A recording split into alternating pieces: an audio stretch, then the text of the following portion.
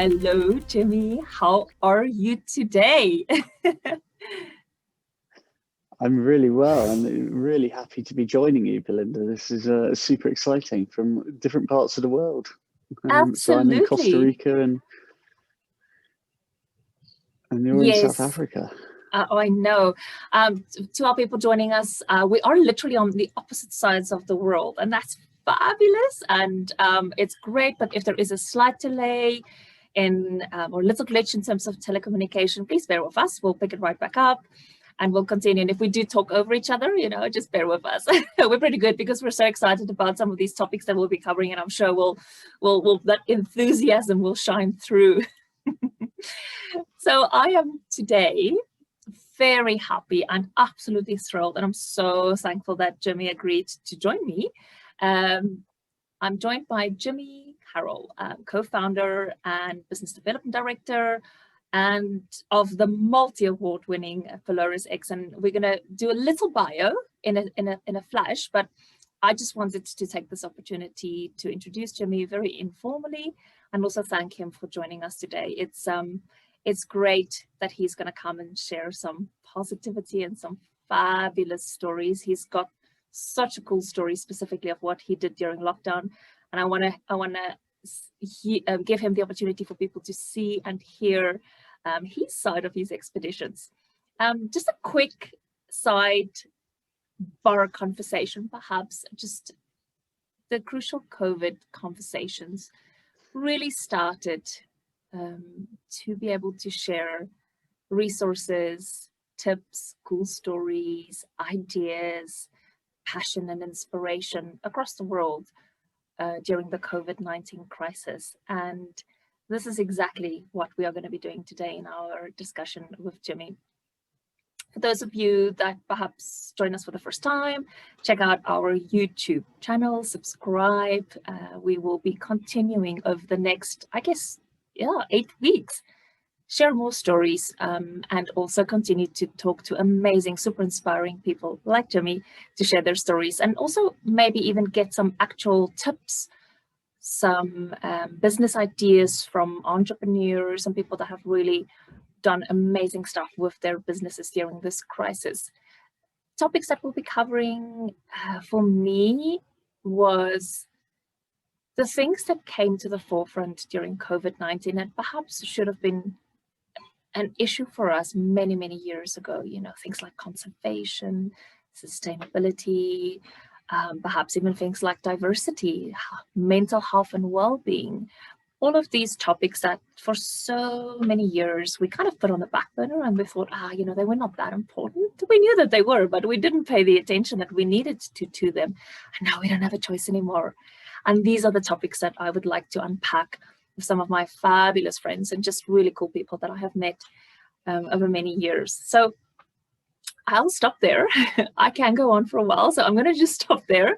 I'm going to do a quick little intro, and then I'm going to ask Jimmy to please tell us, who he is and tell us what gets him out of bed every morning. So I've already mentioned that Jimmy is the co-founder of PELORUS. He's also done, and PELORUS's vision in terms of sustainability travel with a purpose really rang true to me, and I think it's so important that we talk about this, and that's why he's here to share what he's doing with the company and their vision. And we'll talk a little about the foundation that they've recently started. Jimmy, you've done some interesting stuff from communications, marketing. I mean, you did a stint with Man U, and then you have Mount Everest stories to share, and yacht expeditions and such cool stuff. You've done your time with the British Army. You've spent some time in Afghanistan, and then quite recently, if that wasn't enough, you've just, with a group of your friends, did and I hope I get this right, the Talisker Whisky Atlantic challenge. These guys decided amidst a global pandemic to row across the Atlantic. Now, if that's not inspiration and if that's not positivity, I have no idea what it is. So I'm curious to hear his stories. I haven't spoken to him since he's come back. And I am so excited. Jimmy, thank you so much for joining me. Welcome. Tell me what I've missed in terms of the intro. A pleasure, Belinda. Wow, you've really built me up there. So there's a lot to follow up on. I don't know where we should probably start. Wherever you want to. Obviously, there's a lot to cover, but obviously, yeah, 2020 was a difficult year for everyone, and you know, I think actually one of the last trips I ran was with you in the Solomon Islands, and who would have known that actually that would have been, yeah, the last bit of travel that we would kind of all be doing, and taking clients to see amazing, you know, locations such as the Solomons, and some of the work that you're doing, and you know, the coral regeneration, and you know, really, you know, showing the world what that's all about. So it's a great memory to hold, and I long to get back there and, you know, take more people to the Solomons. So hopefully that will happen sooner rather than later, but we'll send lots of positivity in that direction, definitely. I think, yeah, as I say, 2020 was difficult, and no one quite knew what was going to unfold. And you know, unfortunately, that has, you know, continued on to 21 as well, to a degree. But I'm a firm believer, and like you, that actually you've got to be positive, and you've got to look at, you know, other opportunities, and what you can do, and not, you know, grumble too much about the current situation, because otherwise it will just break you down, and it'll be incredibly challenging. And you know, you touched on a little bit there. I think there's definitely a mental health side that a lot of people will be going through, and be challenged more than they've ever been challenged on before. So and this initiative, not just highlighting, you know, some of the causes and the work, and you know, things that people are doing in terms of conservation and their other areas, but actually talking about their experiences is so vitally important. So well done you for setting this up. Oh, thank you. Yeah, just a little brief background, as you touched on. You know, I served in the British Army for just over 8 years, and yeah, toured in Iraq and twice to Afghanistan, and actually that's where I met Geordie, my business partner, in the foothills of the Hindu Kush. And little did we know back then that, you know, we'd set up PELORUS, you know, some years later. But it's been a great backbone, and you know, foundations to everything that we do here at PELORUS, and really taking that military planning and precision, and you know, transferring that into the travel business and the travel remit. And we, you know, much to our staff's surprise, we try and teach them the military planning model, and that's how all of our experiences and expeditions are started. And we take that model, and that's how we really understand what the client wants, their intent, what they're looking for, and then ultimately where we're going to send them, and the projects we're going to build for them. So yeah, it's great to be able to take those lessons learned from earlier on in life. And then, as you mentioned, yeah, running a medical research expedition to Mount Everest, hugely exciting and very different, all looking at the intensive care. And then, yeah, jumping ship into a very different environment of Manchester United, and taking them around the world. So they've all got their challenges, but ultimately it all kind of led back to travel and elements of that.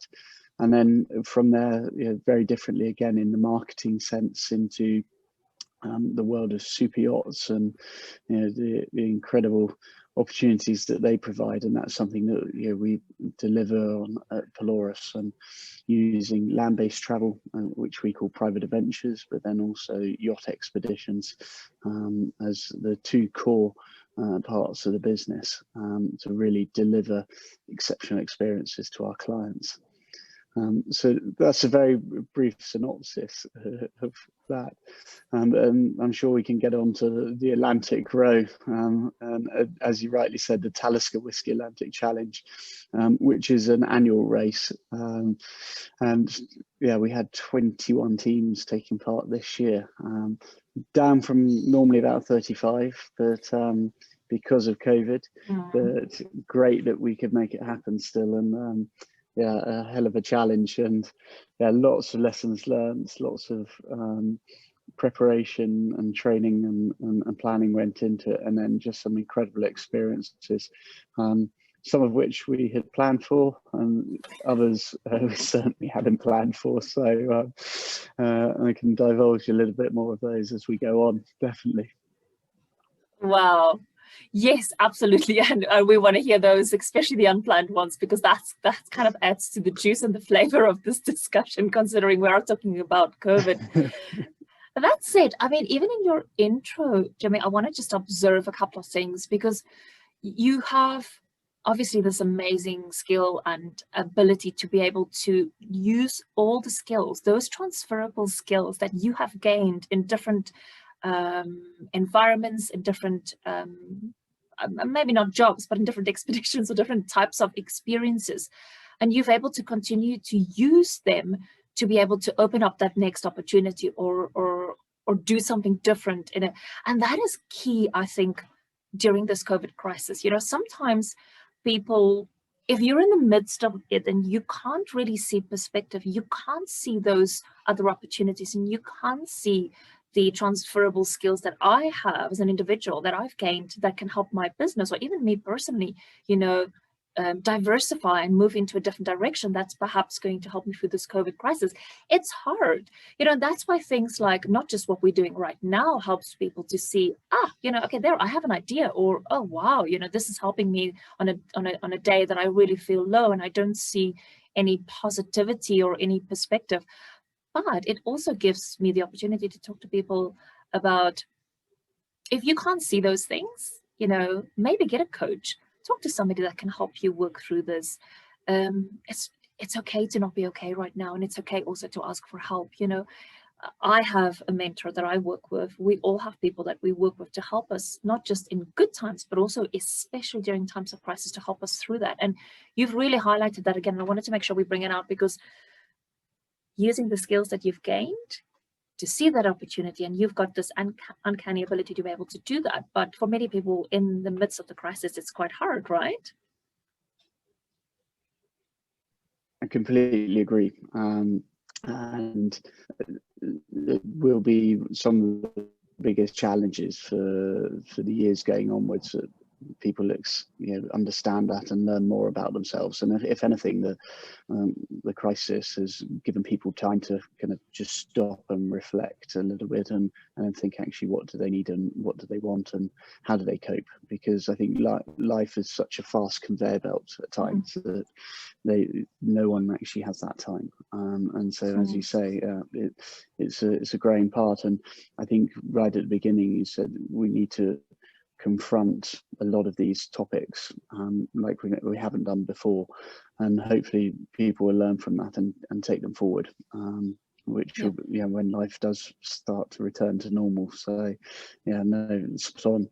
I think I'm lucky. It's been an eclectic career, but from all of those different aspects, you have building blocks, and you learn from different elements of them, and you kind of put them together, and then it's about adapting and overcoming situations and challenges as they come towards you. So and drawing on that, and that's certainly something that we at PELORUS look for in our staff, that no mold. If they're all from this mold, we won't have creativity and collectivity amongst everyone that will allow us to look at situations in a different way. And we very much try to empower the entrepreneurial spirit in everyone, but they all have different backgrounds as well, and not necessarily from the travel sector, because you can become very formulated and put into a box in that sense. And so we want to have a much broader spectrum, and people coming with crazy ideas, but with that creativity we can then build amazing experiences for our clients.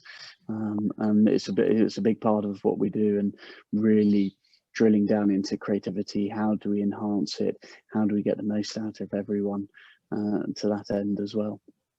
I love that.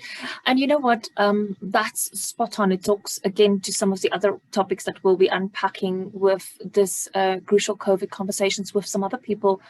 Jimmy, what you're saying right now in terms of thinking outside of the box, because very often that is exactly where the answer lies.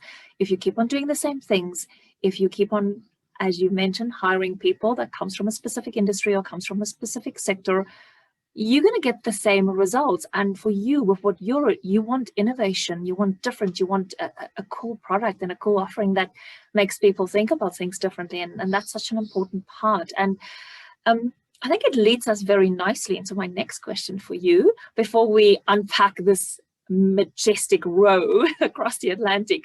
What did you learn from 2020? I think if we looked at 2020 at the beginning, certainly for us at PELORUS, we were coming off back of amazing trips in the Solomons with yourself, and had multiple trips geared up, and it was going to be our strongest year, and some really exciting projects in the making. So we kind of entered it at the beginning of the year with never being more positive and full of energy, and the team was growing and what have you. And suddenly it was like doing a driving test in the car and having to do an emergency stop. And you have to think very quickly about how you're going to adapt and cope with that scenario. So I think we learned a lot during that process. It also gave us the opportunity to look at the business and really refine what we're doing, who we are, and are we still being true to what Geordie and I first envisaged when we set up the company. But then also how do you guide it through a crisis like this? And there's many sectors and parts of industry and within business which have been hit, but I think the travel industry is, you'll agree, has been hit like no other really. And no one quite knew how long that would go on for. I think we took a very bold decision that this could be a 9 to 12 month scenario. I'm very pleased that we looked at it like that, because I know that there's other people from different businesses who said we'd be out of the office for a month or maybe 2 maximum, and we're nearly a year later and it's not much has changed. So I think always modeling, looking at the resources that you have to hand, and there's tough decisions to be made, definitely, but you've got to be strong in those decisions because you've got to fight to survive. Absolutely. Exactly. But then also, optimism is a big thing, and that's not being overly positive and blinkered to that there's a crisis out there, but you've got to be optimistic and look at the opportunities which actually surround you. And there are opportunities even within a period of crisis, and it's how you handle that, how you grab it by both hands. And we've done a lot of work in the back end of the business and launched a new website last year, created lots of amazing new experiences and concepts and information for our current clients and potential new clients to come and see what we do and really whet their appetite. So when we can travel again, we're ready to roll. We're like a coiled spring, ready to leap out there and go and seize every opportunity. And on the back of that as well, it was looking at what was true to our spirit, and a big part of that was the formation of the PELORUS Foundation.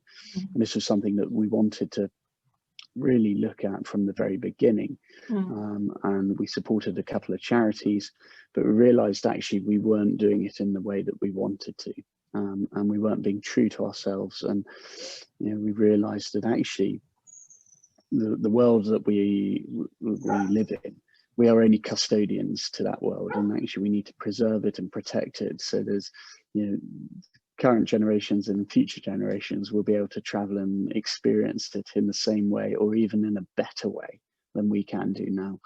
And it was a key part of who we are at PELORUS. So the mission of the PELORUS Foundation is to protect, preserve and promote at-risk wildlife and environments across the planet. And it's very, very simple in that statement, but it's how we go about doing that and working with other amazing charities, building on projects that accelerate the pace of change towards a more sustainable future, really.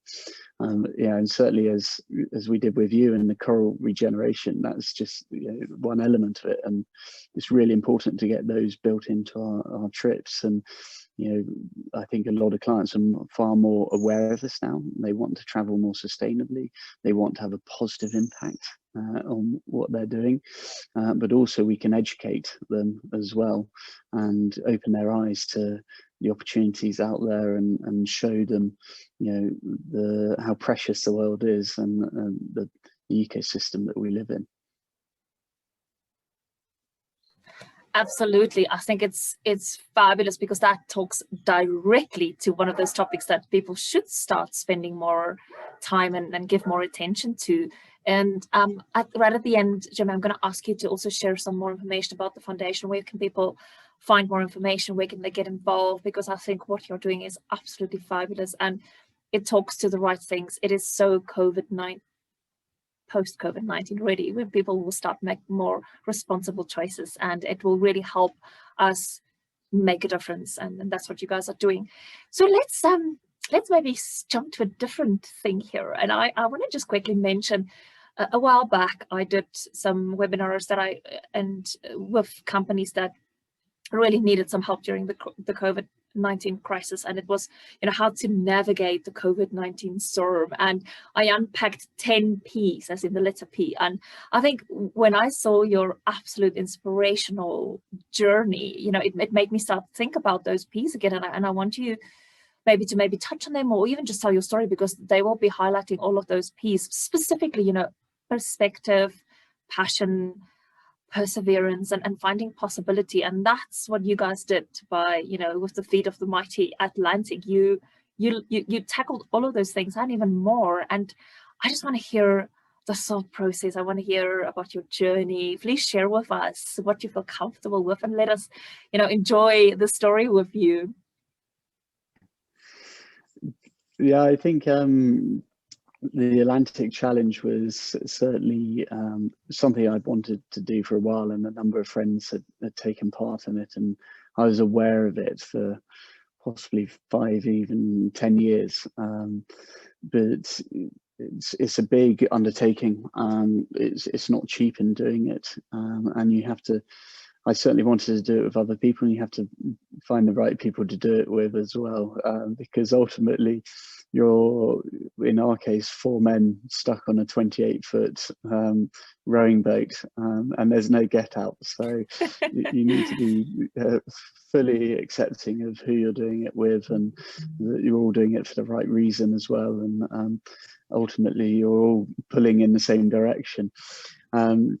But yeah, I think a lot of people thought it was utter madness in this year that we've been in lockdown and isolated for large amounts of time, months and months of this year, and to go and get on, as I say, a 28-foot rowing boat with just 3 other men for the best part of 5 weeks is probably the most extreme form of lockdown that you can get. And you sign up for it voluntarily. Yeah, exactly. But for me, it was probably one of the ultimate challenges that you could partake in, because the nature of the race, and it is a race set up by Atlantic Challenges, sponsored by Talisker Whisky, and the nature of the race is that it's fully unsupported. And so you have to carry with you everything you need to get you across the Atlantic. And so, we have solar panels on board to make our power.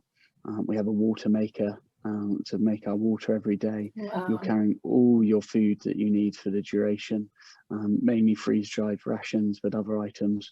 And then it is just the 4 of you out in the Atlantic Ocean. And a lot of people say, what is the race about? And I think there's certain elements to the race. You can break it down into the physicality of it, absolutely, but also the mental side of the race. And then who are you racing against? Yes, you're racing against other competitors, be it in similar boats of 4-man teams or 3 men, and then you've got pairs and individuals as well, who I think are completely nuts. I have a friend that's doing that. He's not finished yet. So we can catch on that. I think I may know who he is. And then on the other side as well, it's a race against Mother Nature, because you are ultimately up against all the elements that are thrown at you. Sorry, you may have just heard that, but there was a howler monkey. Yes. In the background, probably in one of these trees right behind me. That's fabulous. I was just going to say, is that a howler monkey? Wow. So yeah, it takes on many different elements, and the physical side, if we start with that, is that ultimately, yes, you're rowing for, in our case, 36 days, 5 hours 10 minutes, which it took us to cross the Atlantic. Sure. But you are on a shift pattern of 2 hours on, 2 hours off, and in that 2 hours off, you have to do everything from admin yourself, wash yourself, eat. In my case, I shared the rear cabin in the stern with my teammate Todd. We had to look after all the navigation, the communication equipment, and Wow. the power systems as well. And then you try and get some sleep as well. In the night, that's slightly easier because it's a lot cooler, and it's dark, and you can fall asleep pretty quickly. It is very noisy in that stern cabin because you also have the auto helm for the rudder in there. In a day, you then challenge that actually, as the further across the Atlantic you get, the heat starts to increase, and the cabins become essentially like ovens. So it's pretty unpleasant in there.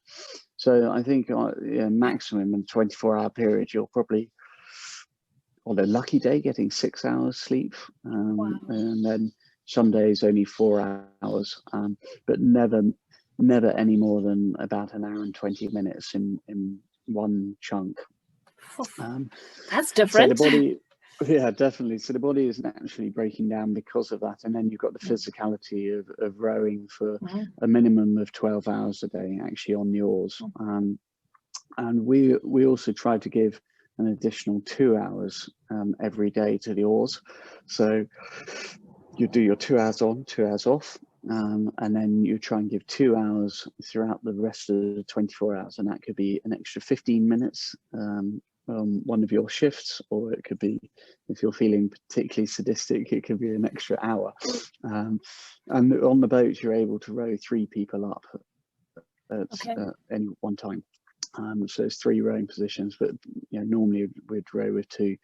That when you're giving that extra, you utilize the 3rd position, or if in the race scenario we're trying to put a squeeze on another team, or even battle the conditions and the environment, sometimes you have to row 3 up to keep going forward. Because worst case scenario is that you end up going backwards because of the wind, the headwinds being too great or what have you. So yeah, that combination is something you play with quite a lot. Then you have the mental side, and yeah, the nature of the race and its length and duration means that you're battling a lot of mental challenges. Being away from home is a big one there, and then having a lot of your creature comforts taken away from you, and I think a lot of the challenges were around food. Your taste buds change, but your desire to have different meals, the freeze-dried food, and we used a company called Firepots. They were superb, but there's only so many menus and options that they have, and by the time you get into about day 15 and day 20, you've really started to exhaust those options. So you're battling that, but also just being 4 people on a boat and a tiny speck in the Atlantic is yeah, something else. And you kind of challenge that. And when you're put in the scenario of a big storm coming in, you do wonder what you're doing out there, and you know, is this the right place to be? And you know, I think all of us as a team, we looked at our strengths and weaknesses that we brought to the team, and you know, how we would battle adversity in that aspect. And you know, one guy may have been slightly more apprehensive of the storms, and you know, we'd have to talk to each other about that and go, actually, what do we know? We know the skills and the lessons we learned during our training, and then how we, you know, use those to get us through a different scenario, and that ultimately we're in a safe vessel. They're very, very hard to sink, the rowing boats, and you're clipped in, but you know, there's 4 of us there and we work as a team, and you discuss things, or if it's actually, you know, feeling homesick, or just the challenges of the last year, you know, starting to bubble up. And one of the things we did was to really war game and go through a lot of those before we even left dry land. So we knew those. So we did the strengths and weaknesses, but we also knew the challenges of what everyone's been through over the last year, and you know, what that could be. And that could be relationships with family members at home, because that may bubble up and, you know, come out when you're exhausted and tired and in an unfamiliar environment.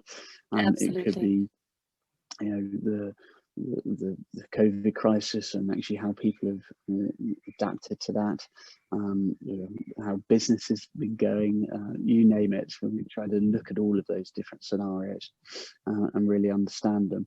And for four men, maybe sometimes that's a harder thing to talk about, definitely, and opening up and actually, you know, telling people how you think. I think some people are always surprised that, crikey, you actually did that, so well done you. But yeah, that's mental health. I think as a gender, men have always been slightly slower on the uptake of discussing emotive feelings and what have you. So it's good to get that out there and really delve deeper into it. And then you have Mother Nature. Yeah, I think, you know, Belinda, is something you've worked on lots, and you're really good at getting people to speak about. So yeah, thank you, because this is a further part of that. And then the final part of the rose is, you know, as I say, Mother Nature and whatever she throws at you, and you've got to be prepared for everything in the Atlantic, and that is from complete and utter calm days of the doldrums of the water being, you know, just like a mirror and just completely flat, and which is incredible. But you always like a little bit of wind and waves to help you on your way, to then 30-40 foot swells, which we looked up, and when we're talking of our coach Angus Collins at the beginning, he said, in the UK, see those sailing boats there, the masts, you're going to have swells that are higher than those masts on the sailing boats. And we couldn't quite believe it. And you don't get that in and around the UK, you know, close inshore waters at least.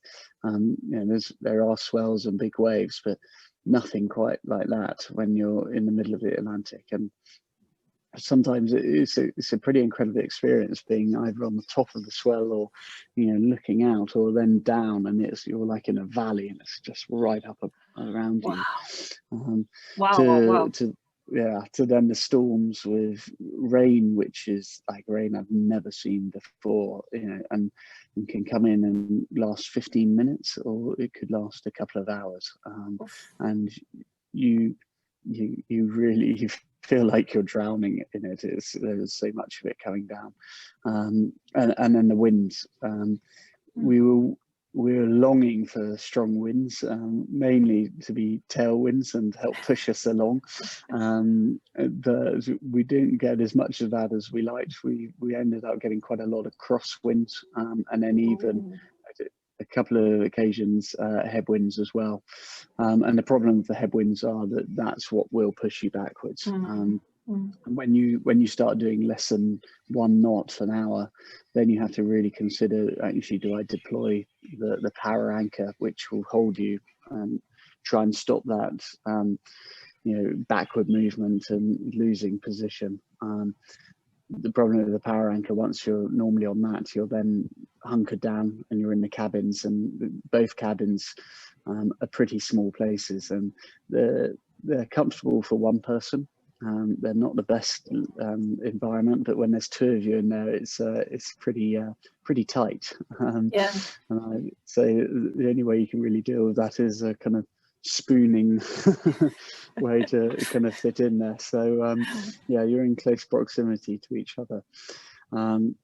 But then you'll mix that, and all of that sounds kind of really scary and terrible, but actually the upsides are there's the environment that you see, and the amazing stars at night.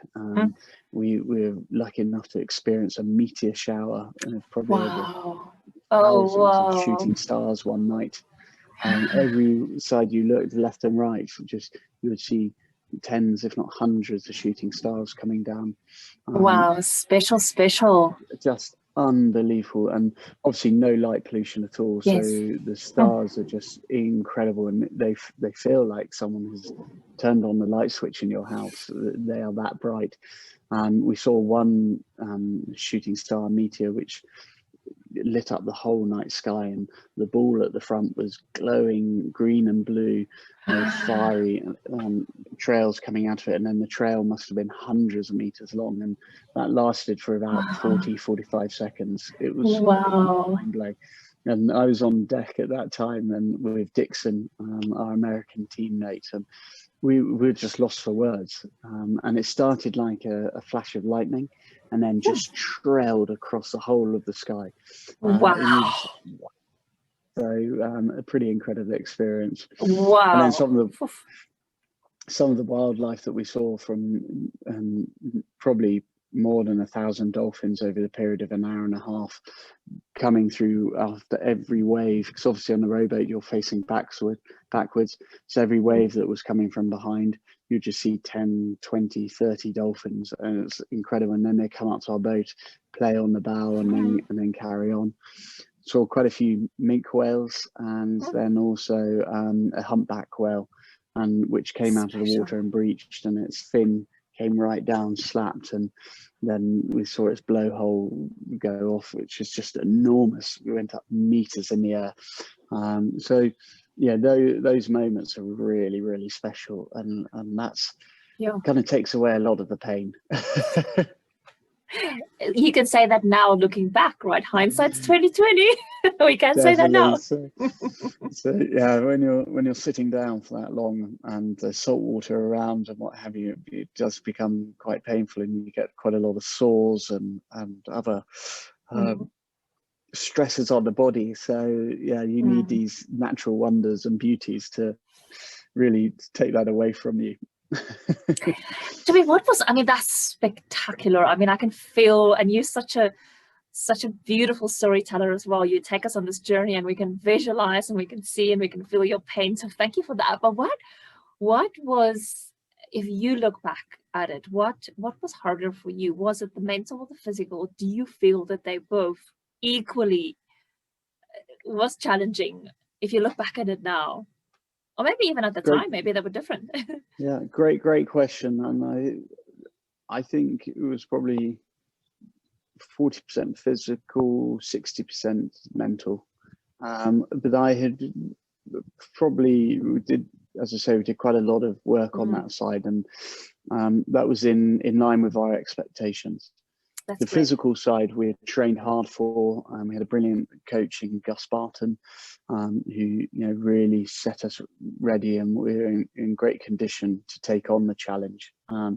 You've got to adapt and overcome when you maybe pick up a niggle or what have you, or you're rowing through a storm where it completely exhausts you.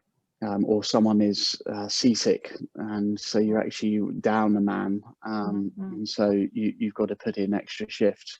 The physical side is, I lost 8 kilos, I lost 5.5% my body fat, dropped to just below 10%. And I Wow. put on some weight to take on the challenge. So the physical side is absolutely huge of it, definitely.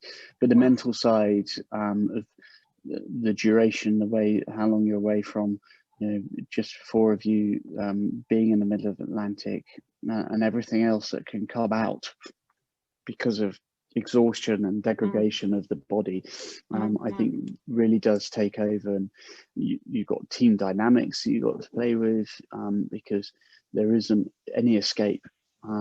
There is nothing hidden from each other. A lot of the time you're naked, so there really are no boundaries, and you do everything in front of each other. So your only kind of alone time is when you get in that cabin in your off period. And for our case, that's maybe when you're sleeping for an hour and a half, and maybe a little bit more time of that. A lot of the downtime you're still chatting with the others, because it's a changeover and you haven't seen someone for a couple of hours, and so you've got to adapt and overcome that part. And so the mental side, I think, is definitely probably a larger chunk. And then we had an all singing, all dancing communication system, and we're sponsored by Inmarsat and Advanced Tracking. But unfortunately, on day 3, we lost all of our power. We had to completely rewire our boat, which was something that I'd been and done an electrics course on a boat with Todd, but we never thought it would happen in such a large way. And you had to hand steer the boat for 6.5 hours. So that's another person who's not resting, steering it. We had no navigation systems, no radios, no water maker or anything like that. And so early on as well, hey? How's that setting you So up early for? on. So that was a big incident happen, and we managed to rewire it. But in that process, we also lost all of our communication systems. So we then therefore only had the VHF radio, but there's no one else to speak to on that, only if a passing ship comes by, and then the satellite phone. But if you've ever used satellite phones before, it's a little bit like talking to Siri sometimes.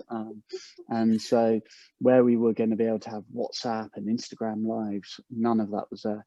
And this was a big challenge to overcome, because actually our main means of communication and two-way communication with our friends and family back home and everything had been taken away from us. So we had to, we had to adapt to that, and it was quite a big challenge. And morale absolutely dropped for a day or two when we realised that we no longer were able to have those messages of support coming through and what have you.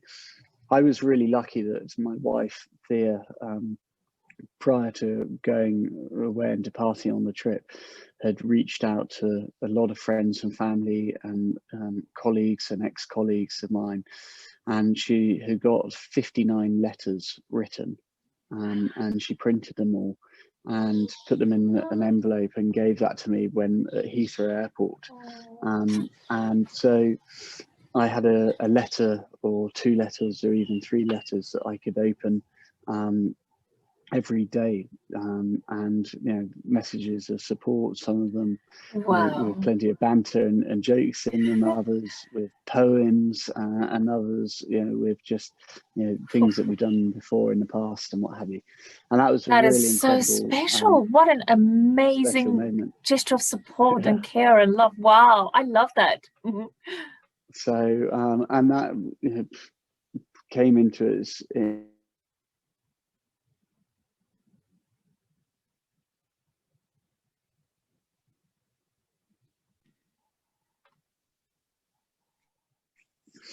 So the letters were an element which really came into their own, and it provide huge support and really lifted morale for myself, but also helped on the mental side of things, being able to delve in and have those messages from friends and family and colleagues was incredible. And not at the beginning, I probably didn't realize how important they would be. And it was a really special and touching, gesture to have. So wow, incredible. I love that. That is absolutely, I think that's probably one of the most heartwarming stories coming out of this. And perhaps she had foresight, right?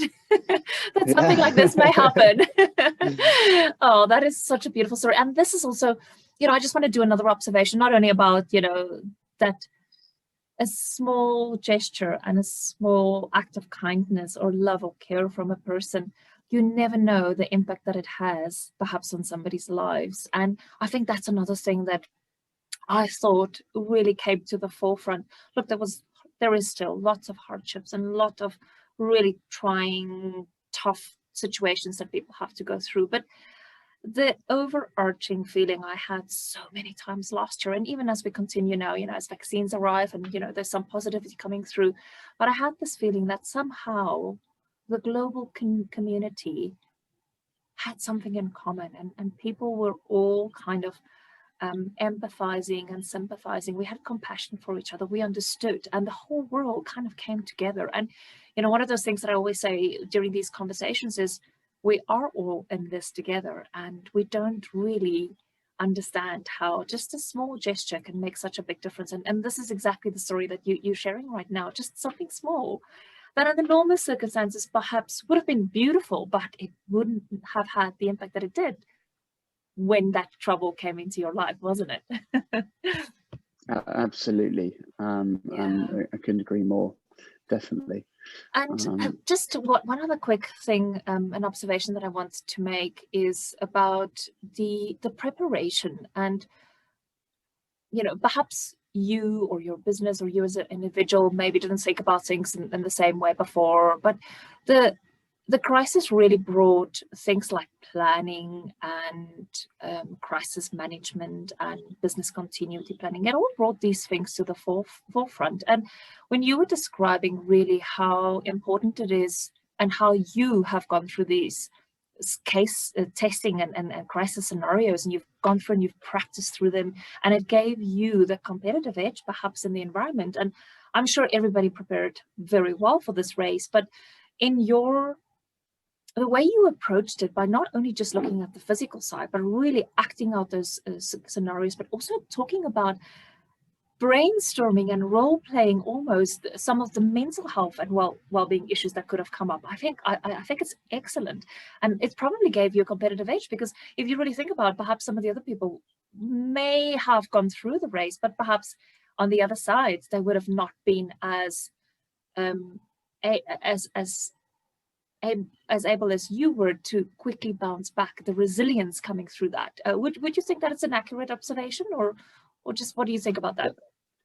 I completely agree, and it can be transferred to so many different aspects of what we do, and that's certainly, at PELORUS, we go through all those different scenarios, and when we're putting together our trips, we look at every scenario possible, and we leave no stone left unturned. And some people, you possibly don't want to think about potential scenarios that could happen, but if you don't think about those and the worst does happen, you're not prepared and you're not ready.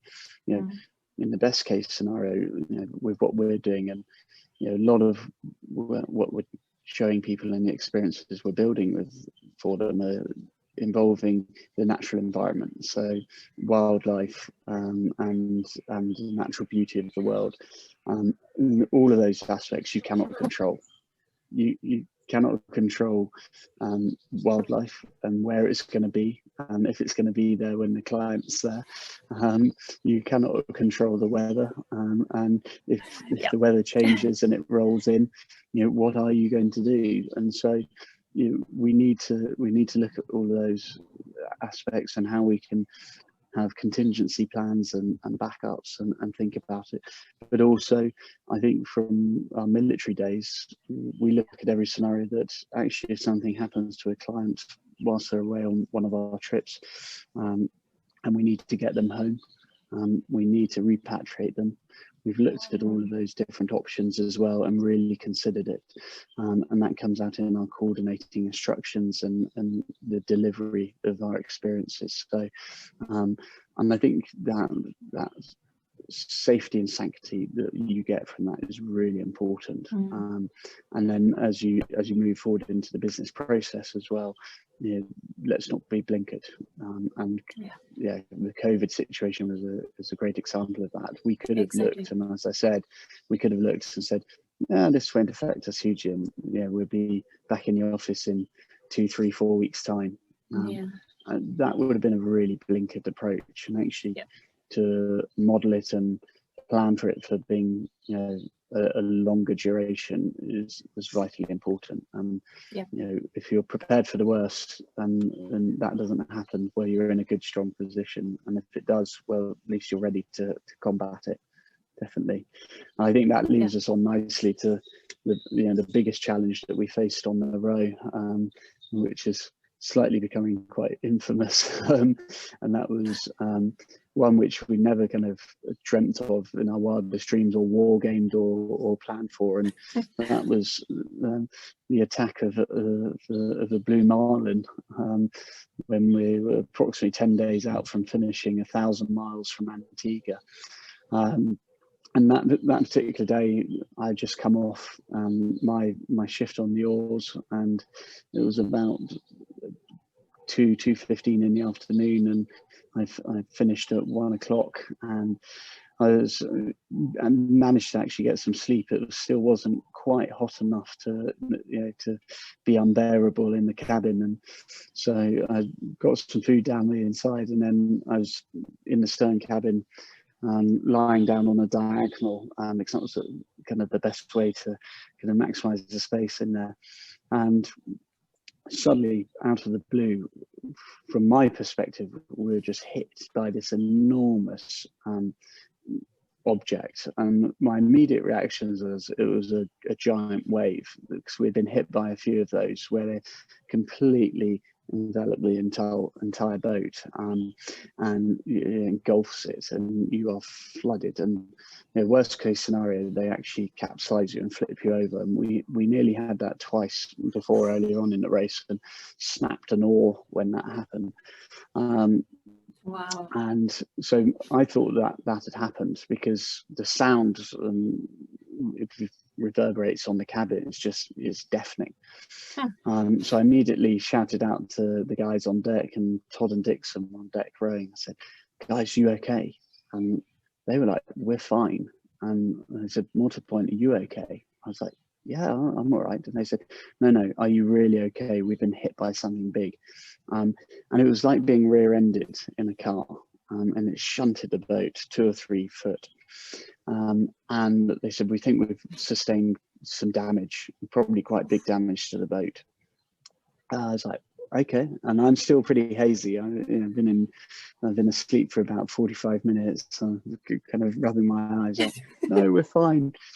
Lay back down in the boat, and it was probably no more than 2 seconds later that I shouted out with a lot of expletives, that right next to my thigh, and my thigh is there, a centimetre away from it, there's this giant spike running through the boat and up through the mattress. And at first I wasn't sure what it was, and looked down, and I was like, I shouted out, "There's a giant spike through the hole." And, as you do, as you would. And then kind of looked further, and I was like, "Is it plastic?" And then realised, no, it's not plastic. Actually, it belonged to a fish, and it was the bill of a marlin, and it would come through the fiberglass hole where we're double lined, and then up through the mattress. And as I say, missed my thigh by a centimetre. Obviously, with having that happen, we had a hole which is approximately about 7 centimetres in diameter put in the bottom of the boat, and we started taking on quite a bit of water. So we stripped the mattresses out and the kit, and the cabin started to fill with about 2 foot of water. And then the next process was about 6.5 hours it took us to deal with the situation. And we immediately got on to race control. We were back in the UK, told them of the situation, and then went about having to adapt and improvise and overcome. And no one had dreamt of this happening, and there's very little of actually this is what you do in this scenario. Yeah.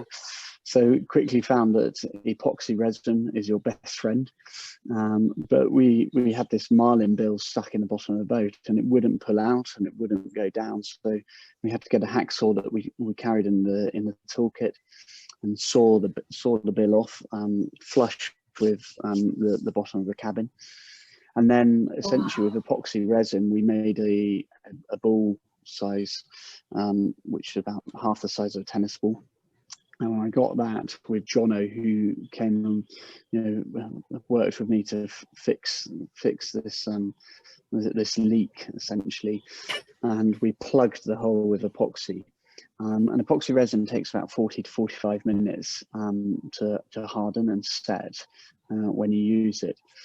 And the ball plugged the hole really well, but it meant that there was a lot of leaks coming out of the sides. So then we had to use a petal formation to work our way around the hole, and that took about 45 minutes each leaf that we put on.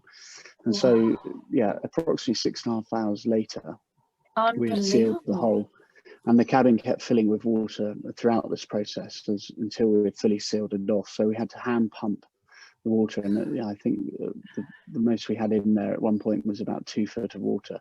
And obviously, being the stern cabin, there's a little bit of alarm at this, because this is where all of our navigation equipment is, the electrical and battery monitors, the radios, etc. So you are quite sensitive to this cabin being flooded. And then Jono got in the water and went underneath the boat, and we still had 2 or 3 inches of the bill stuck in under, which is wedged in there, and used some more epoxy to then jam it up and in to make sure that didn't wiggle around and crack the resin that we had on the inside, because we still had 1,000 miles to go. Yeah, no kidding. So what a story! Oh my goodness. What was something of a bit of a surprise to us all meant that we had to really pull together as a team, and Todd and Dixon were on deck, and they had to look after the control of the boat, making sure that we're still going in the right direction. Also ensuring that everyone is eating and drinking throughout this period, because it was the sun was at its highest in the day, and it's kind of 30 degrees, and obviously there's reflection off the water, and when you're dealing with something like this, it's very easy to forget about the basics, and you suddenly, and the next impact will be that it's overnight, and the next day that people are suffering from severe dehydration, etc. So they're all really important jobs to still complete, to ensure that we continue on in the race and complete the race, which I'm very thankful to say that we did. And even with the additional weight of about 40 to 45 kilos of seawater, which was stuck in the double layer of the hull, but we were going to take that rather than sinking.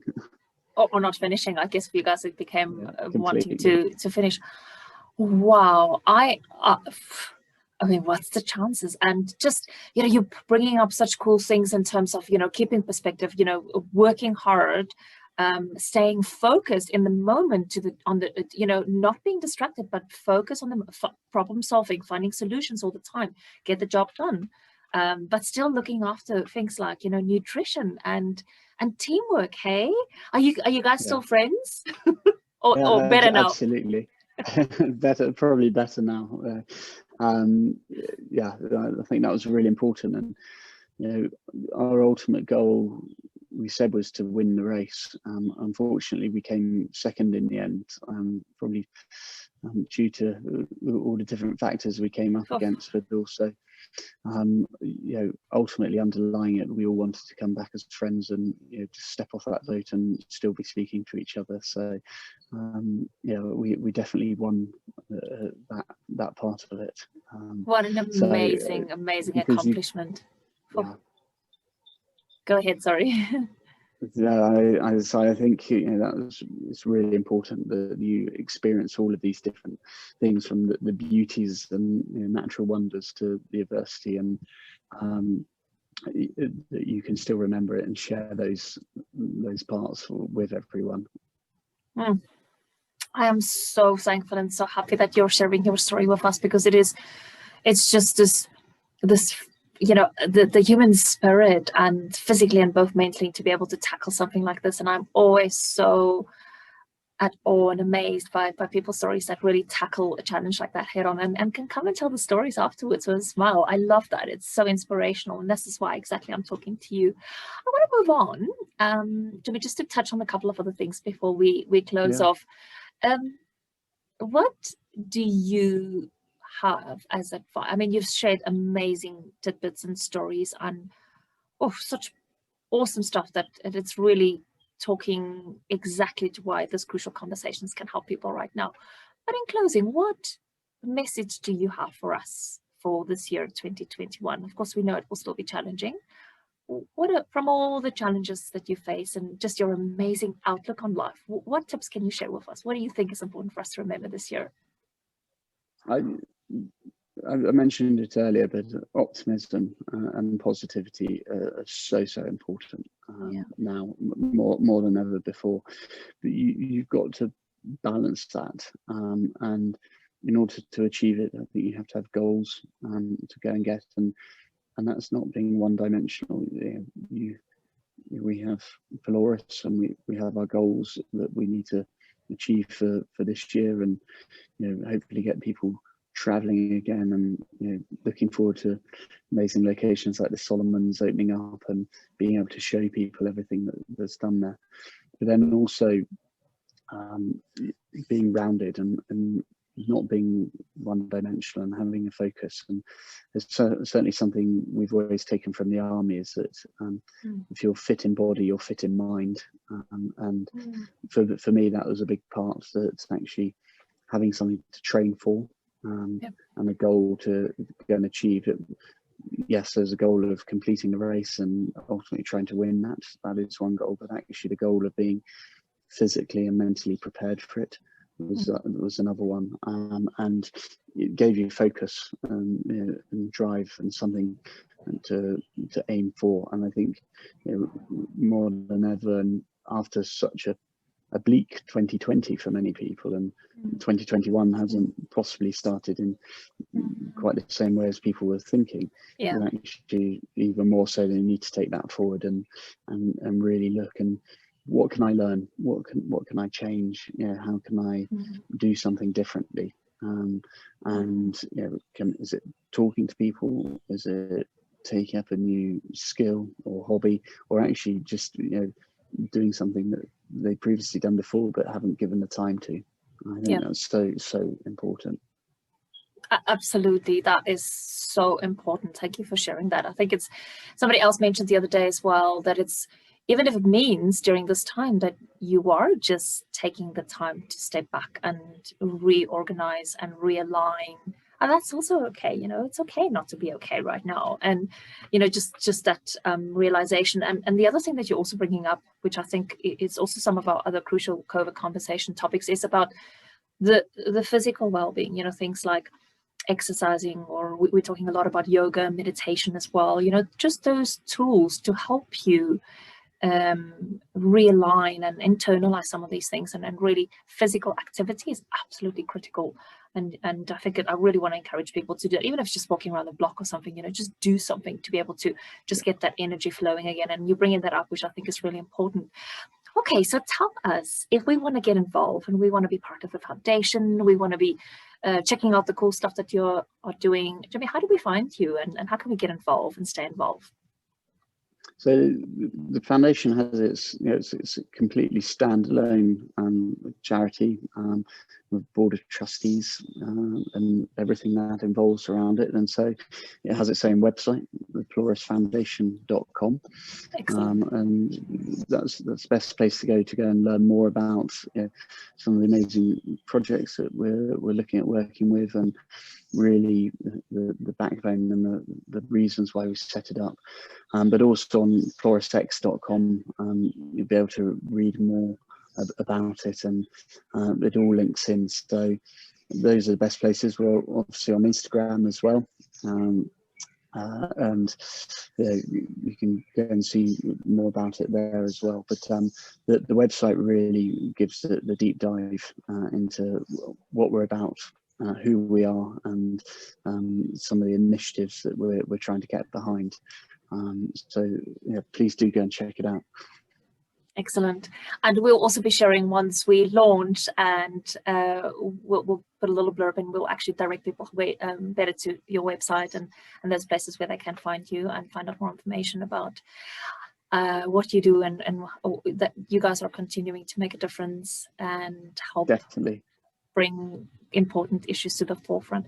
Jimmy, I know we can talk for hours more. You are such an inspirational individual, and I am so fortunate and happy to have you join my Crucial COVID conversations, but I am mindful of the time, so thank you so much, and do enjoy the time there, and I am so happy that you've joined me. Thank you very much. Thank you. It's been amazing. Really great to connect again. Awesome. Thank you. Keep well. Enjoy your time there. Thank you.